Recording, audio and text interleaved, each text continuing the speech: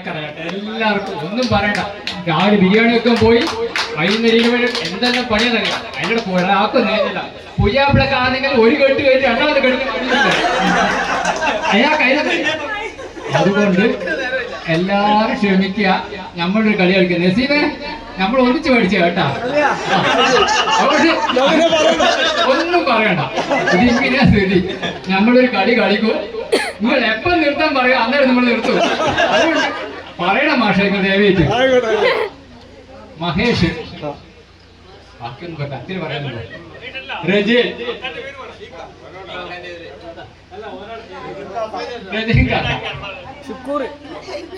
പ്രേമൻ രാജൻ പവിത്രൻ മാഷ് സുകുമാരൻ നമ്മളെ പൊയ്യാപ്പിള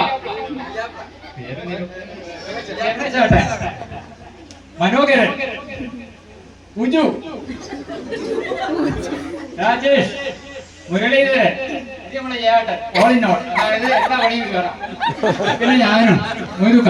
ഓക്കെ നമ്മൾ തുടങ്ങുന്ന ക്ഷമിക്കണം കേട്ടോ. കൂക്കിയെല്ലാം ഉണ്ടാവും.